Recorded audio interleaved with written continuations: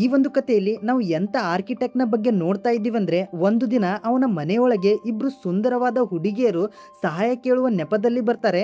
ನಂತರ ಅವನನ್ನ ಆ ಕೆಲಸ ಮಾಡುವಂತೆ ಅಂದ್ರೆ ಹೊಲಸು ಕೆಲಸ ಮಾಡುವಂತೆ ಪ್ರಚೋದಿಸಿ ಅವನ ಜೊತೆ ಇಂಟಿಮೇಟ್ ಕೂಡ ಆಗ್ತಾರೆ. ಅದಾದ ಬಳಿಕ ಅವನನ್ನ ಕಟ್ಟಿ ಹಾಕಿ ಬ್ಲ್ಯಾಕ್ ಮೇಲ್ ಮಾಡಿ ಅವನ ಜೊತೆ ತುಂಬಾನೇ ಅಸಹಜ ಮತ್ತು ಮುಜುಗರ ಉಂಟು ಮಾಡುವಂತ ಕೆಲಸವನ್ನೆಲ್ಲ ಮಾಡ್ತಾರೆ. ಈ ಹುಡುಗಿಯರು ಎಷ್ಟು ಡೇಂಜರಸ್ ಆಗಿರ್ತಾರೆ ಅಂದ್ರೆ ಒಬ್ಬ ಸೈಕೋ ಕಿಲ್ಲರ್ ತರನೇ ಬಿಹೇವ್ ಮಾಡ್ತಾ ಇರ್ತಾರೆ. ಸೊ ಬನ್ನಿ ಇವರಿಬ್ರು ಏನೆಲ್ಲ ಮಾಡ್ತಾರೆ ಅಂತ ಈ ಒಂದು ಕಥೆಯಲ್ಲಿ ನೋಡೋಣ. ಈ ಕತೆ ಈವನ್ ಎಂಬ ಒಬ್ಬ ವ್ಯಕ್ತಿಯಿಂದ ಆರಂಭವಾಗುತ್ತದೆ. ಈವನ್ ವೃತ್ತಿಯಿಂದ ಒಬ್ಬ ಆರ್ಕಿಟೆಕ್ಟು ಅವನ ಹೆಂಡತಿ ಕರಣ್ ಮತ್ತು ಇಬ್ಬರ ಮಕ್ಕಳ ಜೊತೆ ಸಂತೋಷವಾಗಿ ಅವನು ಜೀವನ ನಡೆಸ್ತಾ ಇರ್ತಾನೆ. ಅವನ ಹೆಂಡತಿ ಕರಣ್ ಕೂಡ ಒಂದು ಆರ್ಟ್ ಗ್ಯಾಲರಿಯಲ್ಲಿ ಕೆಲಸ ಮಾಡ್ತಾ ಇರ್ತಾಳೆ. ಈವನ್ ಮತ್ತು ಕರಣ್ ಮಕ್ಕಳ ಜೊತೆ ಬೀಚ್ಗೆ ಟ್ರಿಪ್ಗೆ ಹೋಗ್ಬೇಕಂತ ಮುಂಚೆನೇ ಪ್ಲಾನ್ ಮಾಡಿರ್ತಾರೆ. ಆದರೆ ಈವನ್ಗೆ ಕೆಲವು ಅರ್ಜೆಂಟ್ ಆಗಿ ಕೆಲಸ ಬಂದಿರೋದ್ರಿಂದ ಅವನು ಅವರ ಜೊತೆ ಹೋಗಲು ಸಾಧ್ಯವಾಗುವುದಿಲ್ಲ. ಆದ್ರಿಂದ ಕರಣ್ ಇಬ್ರು ಮಕ್ಕಳ ಜೊತೆ ಒಂದು ವಾರದ ಬೀಚ್ ಟ್ರಿಪ್ಗೆ ಹೊರಟೋಗ್ಬಿಡ್ತಾಳೆ. ಇನ್ನು ಇವನು ತನ್ನ ನಾಯಿ ಜೊತೆ ಮನೆಯಲ್ಲೇ ಒಬ್ಬನೇ ಉಳ್ಕೋಬೇಕಾಗುತ್ತದೆ. ಹೀಗಿರಬೇಕಾದ್ರೆ ಆ ರಾತ್ರಿ ಈವನ್ ಒಬ್ಬನೇ ಮನೆಯಲ್ಲಿ ಕೆಲಸ ಮಾಡ್ತಿರ್ಬೇಕಾದ್ರೆ ಹೊರಗಡೆ ತುಂಬಾನೇ ಜೋರಾಗಿ ಮಳೆ ಬರೋಕೆ ಸ್ಟಾರ್ಟ್ ಆಗುತ್ತೆ. ಆಗ ಅವನ ಮನೆಯ ಡೋರ್ ಬೆಲ್ ರಿಂಗ್ ಆಗುತ್ತೆ. ಈವನ್ ಬಾಗಿಲು ತೆರೆದು ನೋಡಿದಾಗ ಅಲ್ಲಿ ಇಬ್ರು ಸುಂದರವಾದ ಹುಡುಗಿಯರು ನಿಂತಿರ್ತಾರೆ. ಅವರಲ್ಲಿ ಒಬ್ಬಳ ಹೆಸರು ಬೆಲ್ ಅಂತ ಮತ್ತೆ ಇನ್ನೊಬ್ಬಳ ಹೆಸರು ಜೆನಿಸಿಸ್ ಅಂತ. ಅವರು ಮಳೆಯಲ್ಲಿ ಸಂಪೂರ್ಣವಾಗಿ ನೆನೆದೋಗ್ಬಿಟ್ಟಿರ್ತಾರೆ. ಸೊ ಅವರು ಈವನ್ಗೆ ಹೇಳ್ತಾರೆ, ನಾವು ಒಂದು ಪಾರ್ಟಿಗೆ ಹೋಗಲು ಒಂದು ಅಡ್ರೆಸ್ನ ಹುಡುಕ್ತಾ ಇದ್ದೀವಿ, ಆದರೆ ಅಚಾನಕ್ ಆಗಿ ಮಳೆ ಬಂದಿರೋದ್ರಿಂದ ನಾವು ದಾರಿ ತಪ್ಪಿಬಿಟ್ಟೆವು. ಅಲ್ಲದೆ ನಾವು ನೆನೆದೋಗಿರೋದ್ರಿಂದ ನಮ್ಮ ಫೋನು ಕೂಡ ಸರಿಯಾಗಿ ಕೆಲಸ ಮಾಡ್ತಾ ಇಲ್ಲ ಅಂತ ಹೇಳ್ತಾರೆ. ಸೊ ಅದಕ್ಕೆ ಇವನ್ ಅವರಿಗೆ ಸಹಾಯ ಮಾಡಲು ಅವರನ್ನು ಮನೆಯೊಳಗಡೆ ಬರಲು ಹೇಳುತ್ತಾನೆ. ಅವರಿಗೆ ಟವೆಲ್ಗಳನ್ನು ಮತ್ತು ಅವರ ಅಡ್ರೆಸ್ಸನ್ನು ಹುಡುಕಿಕೊಳ್ಳಲು ಒಂದು ಐಪ್ಯಾಡನ್ನು ಕೂಡ ಕೊಡ್ತಾನೆ. ಜೆನಿಸಸ್ ಐಪ್ಯಾಡ್ನಲ್ಲಿ ಅಡ್ರೆಸ್ಸನ್ನು ನೋಡಿದ ನಂತರ ಹೇಳ್ತಾಳೆ, ಅವರು ಆ ಸ್ಥಳದಿಂದ ಅಂದರೆ ಅವರು ಹೋಗಬೇಕಾಗಿದ್ದ ಸ್ಥಳದಿಂದ ತುಂಬಾ ದೂರ ಬಂದುಬಿಟ್ಟಿರ್ತಾರೆ. ಆ ಟ್ಯಾಕ್ಸಿ ಡ್ರೈವರ್ ಅವರನ್ನು ತಪ್ಪು ಲೊಕೇಶನ್ಗೆ ತಂದು ಬಿಟ್ಟಿರ್ತಾನೆ. ಸೊ ಆದ್ರಿಂದ ಇವನು ಅವರಿಗಾಗಿ ಒಂದು ಕ್ಯಾಬನ್ನು ಕೂಡ ತಾನೇ ಬುಕ್ ಮಾಡ್ತಾನೆ. ಆ್ಯಂಡ್ ಆ ಒಂದು ಕ್ಯಾಬ್ ಇವರನ್ನು ತಲುಪಬೇಕಂದ್ರೆ ಇನ್ನೂ 45 ನಿಮಿಷ ಬೇಕಾಗಿರುತ್ತೆ. ಸೊ ಇಬ್ರು ಹುಡುಗಿಯರು ತುಂಬ ನೆನೆದಿದ್ದರಿಂದ ತಮ್ಮ ಬಟ್ಟೆಗಳನ್ನು ಡ್ರೈಯರ್ನಲ್ಲಿ ಒಣಗಿಸಲು ಈವನ್ಗೆ ಕೇಳುತ್ತಾರೆ. ಇದಾದ ಬಳಿಕ ಬೆಲ್ ಮತ್ತು ಜೆನಿಸಸ್ ಈವನ್ನ ವಾಶ್ರೂಮ್ನ ಬಳಸ್ಕೊಂಡು ಹೊರಗಡೆ ಬರ್ತಾರೆ. ಆ ಒಂದು ಸಮಯದಲ್ಲಿ ಈವನ್ ಅವರಿಗಾಗಿ ಚಹಾ ಮಾಡ್ತಾ ಇರ್ತಾನೆ. ನಂತರ ಅವರೆಲ್ಲರೂ ಲಿವಿಂಗ್ ರೂಮಲ್ಲಿ ಕುಳಿತು ಮಾತನಾಡಲು ಪ್ರಾರಂಭಿಸ್ತಾರೆ. ಅಲ್ಲಿ ಬೆಲ್ ಮತ್ತು ಜೆನಿಸಸ್ ಮತ್ತೆ ಮತ್ತೆ ಇವನ್ನ ಹತ್ರ ಬರಲು ಮತ್ತೆ ಅವನ ಮೇಲೆ ಬೀಳಲು ಪ್ರಯತ್ನಿಸ್ತಾರೆ. ಇದರಿಂದ ಅನ್ಕಂಫರ್ಟೇಬಲ್ ಆದ ಇವನು ಅಲ್ಲಿಂದ ಎದ್ಬಿಟ್ಟು ಇನ್ನೊಂದು ಕುರ್ಚಿಗೆ ಹೋಗಿ ಕೂತ್ಕೋತಾನೆ. ತನ್ನ ಫೋನನ್ನು ನೋಡಿದಾಗ ಕ್ಯಾಬ್ ಬರಲು ಇನ್ನು ಕೇವಲ 20 ನಿಮಿಷ ಮಾತ್ರ ಉಳಿದಿರುತ್ತೆ. ನಂತರ ಈವನ್ ಅವರಿಗೆ ನೀವು ಏನು ಕೆಲಸ ಮಾಡುತ್ತೀರಿ ಎಂದು ಕೇಳುತ್ತಾನೆ. ಅದಕ್ಕೆ ಅವರಿಬ್ಬರು ಏರ್ ಹೋಸ್ಟೆಸ್ಗಳು ಎಂದು ಹೇಳುತ್ತಾರೆ. ಇದೇ ಸಮಯದಲ್ಲಿ ಬೆಲ್ ಮತ್ತು ಜೆನಿಸಸ್ ನಿರಂತರವಾಗಿ ಈವನ್ ಅನ್ನ ಆ ಒಂದು ಕೆಲಸಕ್ಕಾಗಿ ಪ್ರಚೋದಿಸಲು ಪ್ರಯತ್ನಿಸ್ತಾ ಇರ್ತಾರೆ. ಇದರಿಂದ ಈವನ್ ಮತ್ತೆ ಅವರಿಂದ ಅನ್ಕಂಫರ್ಟೇಬಲ್ ಆಗಿ ದೂರವಾಗಿ ಮತ್ತೊಂದು ಕುರ್ಚಿಯಲ್ಲಿ ಹೋಗಿ ಕೂತ್ಕೋತಾನೆ. ವಾಸ್ತವವಾಗಿ ಈವನ್ ಒಬ್ಬ ಮದುವೆಯಾದ ವ್ಯಕ್ತಿ ಆದ್ದರಿಂದ ಅವರು ಎಷ್ಟೇ ಪ್ರಚೋದಿಸಿದರೂ ಅವರಿಂದ ದೂರ ಉಳಿಯಲು ಪ್ರಯತ್ನಿಸ್ತಾ ಇರ್ತಾನೆ. ಆದರೆ ಬೆಲ್ ಮತ್ತು ಜೆನಿಸಸ್ ತಮ್ಮ ಲೈಫ್ ಸ್ಟೈಲ್ ಮತ್ತು ತಮ್ಮ ದೇಶ ವಿದೇಶಗಳಲ್ಲಿ ಸುತ್ತಿದ ಕಥೆಗಳನ್ನು ಈವನ್ಗೆ ಹೇಳಲು ಆರಂಭಿಸ್ತಾರೆ. ಆ್ಯಂಡ್ ಇದೇ ವೇಳೆಗೆ ಈವನ್ ಮತ್ತೆ ಫೋನನ್ನು ನೋಡಿದಾಗ ಆ ಕ್ಯಾಬ್ ಡ್ರೈವರ್ ಇವರನ್ನು ರೀಚ್ ಆಗೋಕೆ ಕೇವಲ 5 ನಿಮಿಷ ಮಾತ್ರ ಉಳಿದಿರುತ್ತೆ. ಅಷ್ಟರಲ್ಲಿ ಜೆನಿಸಸ್ ವಾಶ್ರೂಮ್ ಬಳಸುವ ನೆಪದಲ್ಲಿ ಎದ್ದು ಹೋಗ್ತಾಳೆ. ಬೆಲ್ ಮತ್ತೆ ಈವನನ್ನು ಆ ಕೆಲಸಕ್ಕಾಗಿ ಪ್ರೇರೇಪಿಸ್ತಾ ಇರ್ತಾಳೆ. ಆ್ಯಂಡ್ ಇದೇ ಸಮಯದಲ್ಲಿ ಈವನ್ಗೆ ಕ್ಯಾಬ್ ಡ್ರೈವರ್ನ ಕಾಲ್ ಬರುತ್ತೆ. ಏಕೆಂದರೆ ಅವನು ಆಲ್ರೆಡಿ ಇವರ ಮನೆ ಹತ್ರ ಬಂದು ನಿಂತಿರ್ತಾನೆ. ಆದ್ರಿಂದ ಬೆಲ್ ಜೆನಿಸನ್ಸನ್ನು ಕರೆಯಲು ವಾಶ್ರೂಮ್ ಕಡೆ ಹೋಗುತ್ತಾಳೆ. ಮತ್ತೆ ಈವನ್ ಡ್ರೈಯರಿಂದ ಅವರ ಬಟ್ಟೆಗಳನ್ನು ತೆಗೆದುಕೊಳ್ಳಲು ಹೋಗುತ್ತಾನೆ. ಆದರೆ ಅವರು ಎಷ್ಟೇ ಸಮಯವಾದರೂ ಬಾತ್ರೂಮಿಂದ ಹೊರಗಡೆ ಬರ್ತಾನೆ ಇರಲ್ಲ.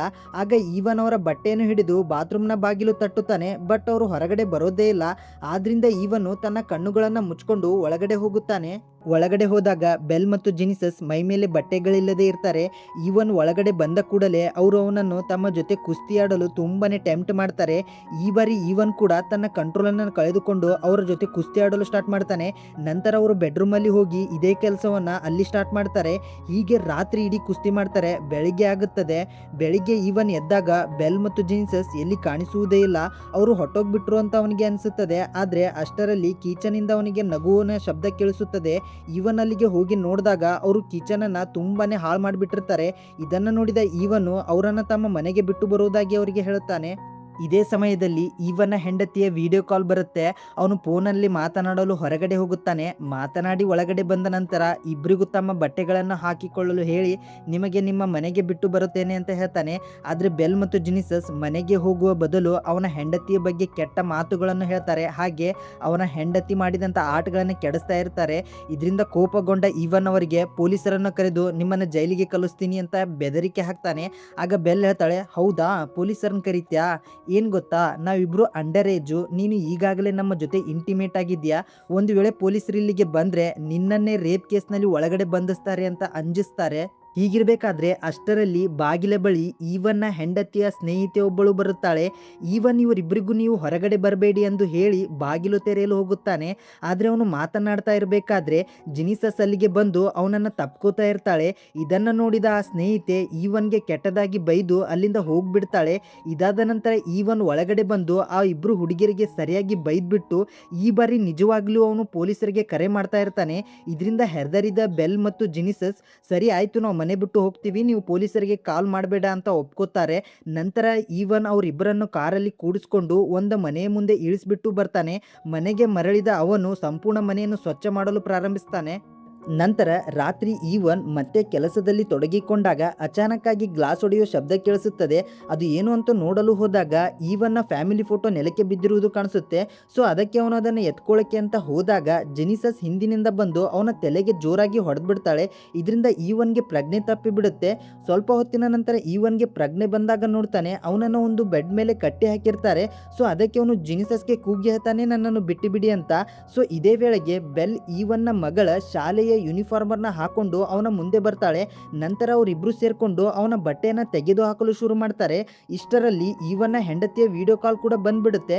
ಜಿನಿಸಸ್ ಈವನ್ಗೆ ಬೆಲ್ ಜೊತೆ ಇಂಟಿಮೇಟ್ ಆಗಲು ಹೇಳ್ತಾಳೆ. ಆದರೆ ಈವನ್ ಅದಕ್ಕೆ ಒಪ್ಪದಿದ್ದಾಗ ಮುಚ್ಕೊಂಡು ಇಂಟಿಮೇಟ್ ಆಗು, ಇಲ್ಲಾಂದ್ರೆ ನಿನ್ನ ಹೆಂಡತಿಗೆ ವಿಡಿಯೋ ಕಾಲ್ ಮಾಡಿ ನೀನು ನಮ್ಮ ಜೊತೆ ಎಂಜಾಯ್ ಮಾಡ್ತಾ ಇದೀಯ ಅಂತ ಹೇಳ್ತೀನಿ ನೋಡು ಅಂತ ಬೆದರಿಸ್ತಾಳೆ.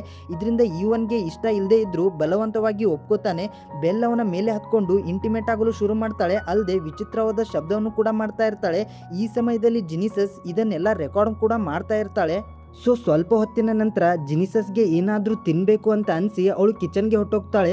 ಸೊ ಇದೇ ಒಂದು ಟೈಮನ್ನು ಯೂಸ್ ಮಾಡಿಕೊಂಡು ಈವನ್ನು ಬೆಲ್ ಜೊತೆ ಇಂಟಿಮೇಟ್ ಆಗ್ತಾ ಇರಬೇಕಾದ್ರೆ ತನ್ನ ಸಂಪೂರ್ಣ ಶಕ್ತಿಯನ್ನು ಯೂಸ್ ಮಾಡಿಕೊಂಡು ಕಟ್ಟಿ ಹಾಕಿದ್ದ ಹಗ್ಗವನ್ನು ಬಿಡಿಸ್ಕೊಂಡು ಬೆಲ್ಲನ್ನು ಜೋರಾಗಿ ತಳ್ಳಿಬಿಡ್ತಾನೆ. ನಂತರ ಈವನು ಜಿನಿಸಸ್ ಕಡೆ ಹೋಗಿ ಅವಳನ್ನು ಹೊಡೆಯಲು ಪ್ರಯತ್ನಿಸ್ತಾನೆ. ಆದರೆ ಜಿನಿಸಸ್ಸು ಕೈಯಲ್ಲಿದ್ದ ಫೋರ್ಕಿಂದ ಈವನ್ನ ಮೇಲೆ ದಾಳಿ ಮಾಡಿ ಅವನಿಗೆ ಚುಚ್ಚಿಬಿಡ್ತಾಳೆ. ಇದರಿಂದ ಈವನ್ ಮತ್ತೆ ಪ್ರಜ್ಞೆ ತಪ್ಪಿಬಿಡ್ತಾನೆ. ನಂತರ ಅವರಿಬ್ಬರು ಸೇರಿಕೊಂಡು ಮತ್ತೆ ಅವನನ್ನು ಕಟ್ಟಿ ಹಾಕ್ತಾರೆ. ಅವನ ಮುಂದೆ ವಿಚಿತ್ರವಾಗಿ ಸೈಕೋ ಥರ ವರ್ತನೆ ಮಾಡ್ತಾ ಇರ್ತಾರೆ. ಅವನ ಕಿವಿಗೆ ಹೆಡ್ಫೋನನ್ನು ಹಾಕಿ ಜೋರಾಗಿ ಮ್ಯೂಸಿಕನ್ನು ಹಾಕಿ ಅವನಿಗೆ ಟಾರ್ಚರ್ ಕೊಡ್ತಾ ಇರ್ತಾರೆ. ಹೀಗಿರಬೇಕಾದ್ರೆ ಸ್ವಲ್ಪ ಸಮಯದ ನಂತರ ಈವನ್ನ ಮನೆಯ ಡೋರ್ ರಿಂಗ್ ಆಗುತ್ತೆ. ಅಲ್ಲಿ ಲೂಯಿಸ್ ಎಂಬ ವ್ಯಕ್ತಿ ಬಂದಿರ್ತಾನೆ. ಈ ವ್ಯಕ್ತಿ ಯಾರಪ್ಪ ಅಂದರೆ ಈವನ್ನ ಹೆಂಡತಿಯಾದ ಕರನ್ನ ಅಸಿಸ್ಟೆಂಟ್ ಆಗಿರ್ತಾನೆ. ಆದರೆ ಅವನು ಒಳಗಡೆ ಬಂದಾಗ ಅವನಿಗೆ ಈವನೇನು ಕಾಣಿಸೋದಿಲ್ಲ. ಏಕೆಂದರೆ ಆ ಇಬ್ಬರು ಹುಡುಗಿಯರು ಅವನನ್ನು ಒಂದು ರೂಮಲ್ಲಿ ಕೂಡಿ ಹಾಕಿರ್ತಾರೆ. ಅವರು ಲೂಯಿಸ್ಗೆ ನಾವು ಈವನ್ನ ಅಣ್ಣನ ಮಕ್ಕಳು ಅಂತ ಹೇಳ್ಕೊಳ್ತಾರೆ. ಆದರೆ ಅಷ್ಟರಲ್ಲಿ ಲೂಯಿಸ್ಗೆ ಒಂದು ಕೋಣೆಯಿಂದ ವಿಚಿತ್ರ ಶಬ್ದ ಕೇಳಿಸ್ತಾ ಇರುತ್ತೆ. ಅದು ಏನು ಶಬ್ದ ಅಂತ ಅವನು ಹೋಗ್ತಾ ಇರಬೇಕಾದ್ರೆ ಇದೇ ವೇಳೆಗೆ ಅವರಿಬ್ಬರು ಹುಡುಗಿಯರು ಅವನ ಪ್ಯಾಂಟಿನಿಂದ ಅವನ ಇನ್ನಿಲ್ಲರನ್ನ ಕದ್ಕೊಂಡ್ಬಿಡ್ತಾರೆ. ನಂತರ ಲೂಯಿಸ್ ಆ ರೂಮ್ಗೆ ಹೋಗಿ ನೋಡಿದಾಗ ಅಲ್ಲಿ ಈವನನ್ನ ಕಟ್ಟಿ ಹಾಕಿರೋದನ್ನ ನೋಡ್ಬಿಟ್ಟು ಅವನು ತುಂಬಾನೇ ಗಾಬರಿ ಆಗ್ಬಿಡ್ತಾನೆ. ಹಾಗೆ ಅವನಿಗೆ ಕಟ್ಟಿರುವಂತ ಕಟ್ಟನ್ನ ಬಿಚ್ತಾ ಇರಬೇಕಾದ್ರೆ ಇದೇ ವೇಳೆಗೆ ಆ ಇಬ್ಬರು ಹುಡುಗಿಯರು ಈವನ್ನ ಹೆಂಡತಿ ಮಾಡಿದಂತ ಆರ್ಟ್ ವಸ್ತುಗಳನ್ನು ಒಡೆಯಲು ಆರಂಭಿಸ್ತಾರೆ. ಲೂಯಿಸ್ ಅವರನ್ನು ತಡೆಯಲು ಹೋಗ್ತಾ ಇರ್ತಾನೆ. ಬೇಡ ಬೇಡ ಲೂಯಿಸ್, ಅವರು ತುಂಬಾನೇ ಅಪಾಯಕಾರಿ, ಹೋಗ್ಬೇಡ ಅಂತ ಈವನ್ ಅವನಿಗೆ ಎಚ್ಚರಿಸಿದ್ರು ಕೂಡ ಅವನ ಮಾತನ್ನ ಕೇಳದೆ ಲೂಯಿಸ್ ಅವರನ್ನು ತಡೆಯಲು ಹೋಗ್ತಾನೆ. ಆದ್ರೆ ಅವರು ಅವನ ಮಾತನ್ನ ಕೇಳ್ತಾನೆ ಇರಲ್ಲ, ಆಟಗಳನ್ನು ಹೊಡಿತಾನೆ ಇರ್ತಾರೆ. ಆ್ಯಂಡ್ ಇದೇ ವೇಳೆಗೆ ಲೂಯಿಸ್ಗೆ ಉಸಿರಾಟದ ತೊಂದರೆ ಶುರು ಆಗುತ್ತೆ. ಏಕೆಂದರೆ ಅವನಿಗೆ ಅಸ್ತಮ ಇರುತ್ತೆ. ಸೊ ಅವನು ತನ್ನ ಪ್ಯಾಂಟಿಂದ ಇನ್ನೀಲರನ್ನು ತೆಗೆದುಕೊಳ್ಳಲು ನೋಡಿದಾಗ ಅವನ ಪ್ಯಾಂಟಲ್ಲಿ ಇನ್ನೀಲರ್ ಇರೋದೇ ಇಲ್ಲ. ಏಕೆಂದರೆ ಆ ಇಬ್ಬರು ಹುಡುಗಿಯರು ಮುಂಚೆನೇ ಅದನ್ನು ಕದ್ಕೊಂಡ್ಬಿಟ್ಟಿರ್ತಾರೆ. ಅಲ್ಲದೆ ಇವಾಗ ಆ ಇನ್ನೀಲರನ್ನು ತಗೊಂಡು ಬಾಲಿನ ಥರ ಪರಸ್ಪರ ಎಸೆದು ಆಟವಾಡ್ತಾ ಇರ್ತಾರೆ ಅವನ ಮುಂದೆನೆ. ಲೂಯಿಸ್ ಅದನ್ನು ಪಡೆಯಲು ಪ್ರಯತ್ನಿಸಿದಾಗ ಅವನ ಕಾಲು ಜಾರಿ ತಲೆ ಕಲ್ಲಿಗೆ ಬಡಿದ್ಬಿಟ್ಟು ಅವನು ಅಲ್ಲೇ ಸ್ಪಾಟಲ್ಲೇ ಸತ್ತೋಗ್ಬಿಡ್ತಾನೆ. ಇದನ್ನು ನೋಡಿ ಆ ಇಬ್ರು ಹುಡುಗಿಯರು ನಗಲು ಶುರು ಮಾಡ್ತಾರೆ. ಇದನ್ನೆಲ್ಲ ನೋಡಿದ ಈವನ್ಗೆ ಇವಾಗ ಅರ್ಥ ಆಗ್ಬಿಟ್ಟಿರುತ್ತೆ ಈ ಇಬ್ರು ಹುಡುಗಿಯರು ಸೈಕೋ ಆಗಿದ್ದಾರೆ ಅಂತ. ನಂತರ ಲೂಯಿಸ್ನ ಶವವನ್ನು ಪೇಪರ್ನಿಂದ ಮುಚ್ಚಿ ಅದರ ಮೇಲೆ ಪೇಂಟ್ ಮಾಡಿ ಮೂರ್ತಿಯಂತೆ ರೂಪಿಸಿ ಶವವನ್ನು ಅಡಗಿಸಿಬಿಡ್ತಾರೆ. ಇದಾದ ನಂತರ ಈವನ್ನ ಫೋನಿಂದ ಲೂಯಿಸ್ ಫೋನ್ಗೆ ಯಾವ ಥರ ಮೆಸೇಜ್ ಮಾಡ್ತಾರೆ ಅಂದರೆ, ಜನರಿಗೆ ಅನಿಸ್ಬೇಕು ಲೂಯಿಸ್ ಮತ್ತು ಈವನ್ನ ಹೆಂಡತಿಯ ನಡುವೆ ಅಫೇರ್ ನಡೀತಾ ಇತ್ತು. ಈ ವಿಷಯ ಈವನ್ಗೆ ಗೊತ್ತಾಗಿ ರಿವೆನ್ಸ್ ತಗೋಬೇಕು ಅಂತ ಈವನ್ನೇ ಲೂಯಿಸ್ನ ಕೊಂದ್ಬಿಟ್ಟ ಅಂತ ಅನ್ನೋ ಹಾಗೆ ಅವರು ಪ್ಲ್ಯಾನನ್ನು ಮಾಡಿ ಮೆಸೇಜ್ ಮಾಡ್ತಾರೆ. ಸೊ ಈ ಒಂದು ಟೈಮಲ್ಲಿ ಈವನ್ ತನ್ನ ಕಾಲಿನಿಂದ ಐಪ್ಯಾಡನ್ನು ತಗೊಂಡು ತನ್ನ ಹೆಂಡತಿಗೆ ಮೆಸೇಜ್ ಅಥವಾ ಕಾಲು ಮಾಡಲು ಪ್ರಯತ್ನಿಸ್ತಾ ಇರ್ತಾನೆ. ಆದರೆ ಇದನ್ನು ಕೂಡ ಆ ಇಬ್ಬರು ಸೈಕೋ ಹುಡುಗಿಯರು ನೋಡಿಬಿಟ್ಟು ಆ ಐಪ್ಯಾಡನ್ನು ತಗೊಂಡು ಹೊರಗಡೆ ಎಸೆದು ಒಡೆದಾಕ್ಬಿಡ್ತಾರೆ. ಇದಾದ ಬಳಿಕ ಆ ಇಬ್ಬರು ಹುಡುಗಿಯರು ಮನೆಯ ಎಲ್ಲ ವಸ್ತುಗಳನ್ನು ಒಡೆದು ಪೂರ್ತಿ ಮನೆಯನ್ನು ಹಾಳು ಮಾಡಿಬಿಡ್ತಾರೆ. ನಂತರ ಮನೆಯ ಗಾರ್ಡನ್ನಲ್ಲಿ ಒಂದು ಗುಂಡಿಯನ್ನು ತೋಡ್ತಾ ಇರ್ತಾರೆ. ಈವನ್ ಅದನ್ನು ನೋಡಿಬಿಟ್ಟು ಹೆಲ್ಪ್ ಹೆಲ್ಪ್ ಅಂತ ಕೂಗ್ತಾ ಇರಬೇಕಾದ್ರೆ ಆ ಹುಡುಗಿಯರು ಅವನಿಗೆ ಗನ್ ಪಾಯಿಂಟನ್ನು ಮಾಡ್ತಾರೆ. ಇದರಿಂದ ಈವನ್ ಹೆದರ್ಕೊಂಡು ಸುಮ್ಮನೆ ಆಗ್ಬಿಡ್ತಾನೆ. ಮರುದಿನ ಆ ಇಬ್ರು ಹುಡುಗಿಯರು ಈವನನ್ನು ಕಟ್ಟಿ ಆ ಗುಂಡಿ ಒಳಗಡೆ ಹಾಕಿ ಮುಚ್ಚಿಬಿಡ್ತಾರೆ. ಆದರೆ ಅವನ ತಲೆ ಮಾತ್ರ ಹೊರಗಡೆ ಇಟ್ಟು ಅವರು ತಮ್ಮ ಬಗ್ಗೆ ಹೇಳ್ಕೊಳ್ಳೋಕೆ ಸ್ಟಾರ್ಟ್ ಮಾಡ್ತಾರೆ. ನೋಡು, ನಾವಿಬ್ಬರು ಸೈಕೋ ಆಗಿದ್ದೀವಿ, ಇಂಥ ಕೆಲಸ ಮಾಡುವುದರಿಂದ ನಮಗೆ ತುಂಬಾ ಮಜಾ ಬರುತ್ತೆ. ನಾವು ನಿನ್ನ ಜೊತೆ ಕೇವಲ ಗೇಮ್ ಆಡಿದ್ದೆವು, ಇಂಥ ಕೆಲಸವನ್ನು ನಾವು ಹಲವರ ಜೊತೆ ಬೇಜಾನ್ ಮಾಡಿಬಿಟ್ಟಿದ್ದೇವೆ. ಮತ್ತು ನಮಗೆ ಬಲಿಯಾಗೋರು ಯಾರಪ್ಪ ಅಂದರೆ ಮದುವೆ ಆದಂಥ ಪುರುಷರೇ ಹೆಚ್ಚಾಗಿರ್ತಾರೆ, ಅಂದರೆ ನಿನ್ನಂಥವ್ರು ಅಂತ ಅವರು ಹೇಳ್ಕೊಳ್ತಾರೆ. ಇದಾದ ನಂತರ ಅವರು ಈವನ್ನ ಮೊಬೈಲನ್ನು ತೆಗೆದು ಅವನಿಗೆ ಒಂದು ವಿಡಿಯೋವನ್ನು ತೋರಿಸ್ತಾರೆ. ಅದರಲ್ಲಿ ಬೆಲ್ ಈವನ್ನ ಮಗಳ ಶಾಲೆ ಯೂನಿಫಾರ್ಮನ್ನು ಹಾಕ್ಕೊಂಡು ಈವನ್ ಜೊತೆನೇ ಇಂಟಿಮೇಟ್ ಆಗಿರುವಂಥ ವಿಡಿಯೋ ಅದಾಗಿರುತ್ತೆ. ನಂತರ ಆ ವಿಡಿಯೋವನ್ನು ಅವರು ಈವನ್ನ ಫೇಸ್ಬುಕ್ ಪ್ರೊಫೈಲ್ನಲ್ಲಿ ಅಪ್ಲೋಡ್ ಮಾಡಿ ಟೈಟಲ್ನಲ್ಲಿ ಹ್ಯಾಪಿ ಫಾದರ್ಸ್ ಡೇ ಅಂತ ಬರೀತಾರೆ. ಇದರಿಂದ ಜನರಿಗೆ ಅನಿಸುತ್ತೆ ಈವನ್ ತನ್ನ ಸ್ವಂತ ಮಗಳ ಜೊತೆನೇ ರೇಪ್ ಮಾಡ್ತಾ ಇದ್ದಾನೆ ಅಂತ ಭಾವನೆ ಬರುತ್ತೆ.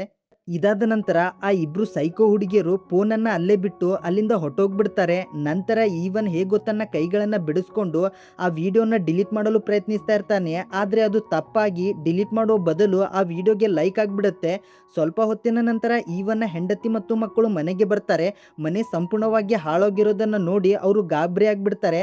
ಆದರೆ ಈವನ್ನ ಹೆಂಡತಿ ಕರಣ್ಗೆ ಇಲ್ಲಿ ನಿಜವಾಗ್ಲಿ ಏನಾಗಿದೆ ಅಂತ ಅರ್ಥನೇ ಆಗಿರೋದಿಲ್ಲ. ಅವಳು ಅನ್ಕೋತಾಳೆ ಈವನ್ ತನ್ನ ಸ್ನೇಹಿತರ ಜೊತೆ ಸೇರಿಕೊಂಡು ಕುಡಿದು ತುಂಬಾನೇ ಮೋಜು ಮಸ್ತಿ ಮಾಡಿರ್ಬೋದು ಅಂತ ಅನ್ಕೋತಾಳೆ. ಆದರೆ ಇಲ್ಲಿ ನಿಜವಾಗಿ ಏನಾಗಿದೆ ಅಂತ ಈವನ್ಗೆ ಮಾತ್ರ ಗೊತ್ತಿರುತ್ತೆ. ಸೊ ಇಲ್ಲಿಗೆ ಈ ಕತೆ ಎಂಡ್ ಆಗುತ್ತೆ. ಈ ಕತೆ ನಿಮಗೆ ಇಷ್ಟ ಆಗಿದೆ ಅಂತ ಅಂದ್ಕೊಂಡಿದ್ದೀನಿ. ಈ ಮೂವಿ ನೋಡಿ ನಿಮಗೆ ಏನು ಅನ್ನಿಸ್ತು ಅಂತ ಕಮೆಂಟ್ ಮಾಡಿ. ಹಾಗೆ ಇಷ್ಟ ಆದರೆ ಲೈಕು ಶೇರು ಸಬ್ಸ್ಕ್ರೈಬು ಮಾಡಿ ಅಂತ ಹೇಳ್ತಾ ಮತ್ತೆ ಮುಂದಿನ ವಿಡಿಯೋನಲ್ಲಿ ಸಿಗೋಣ. ಅಲ್ಲಿವರೆಗೂ ಸ್ಟೇ ಟ್ಯೂನ್. ಟಾಟಾ, ಬೈ ಬಾಯ್.